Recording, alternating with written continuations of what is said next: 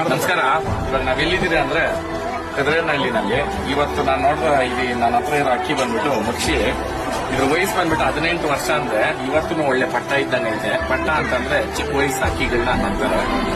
8 ದಸ್ತ ಆದ್ಮೇಲೆ ಅಕ್ಕಿನ ದೊಡ್ಡ ಅಕ್ಕಿ ಅಂತ ಕರೆಯೋದು.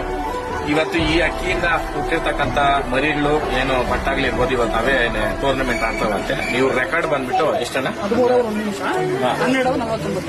13 ಅವರ್ ರೆಕಾರ್ಡ್ ಮಾಡೈತೆ ಇವ್ರ ಅಕ್ಕಿಗಳು.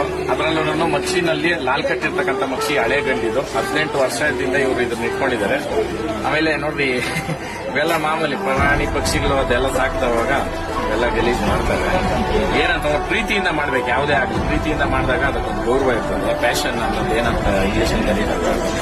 ಪ್ರೀತಿಯಿಂದ ಮಾಡಿದವಾಗ ಆ ಕೆಲಸ ನಮ್ಗೆ ಗೌರವ ಕೊಡ್ತದೆ. ಒಂದು ಕಾಲದಲ್ಲಿ ರೈತರು ಅಂತಂದ್ರೆ ಹೇಳ್ಕೊಳಕ್ ನಾಚಿಕೆ ಪಡೋರು. ರೈತರ ಮಕ್ಕಳು ಅಂದ್ರೆ ಹೆಮ್ಮೆಯಿಂದ ಹೇಳ್ಕೊಡ್ರಿ, ಯಾಕಂದ್ರೆ ಅನ್ನ ಹಾಕ್ತಕ್ಕಂಥ ತಾಕತ್ತು ರೈತರು.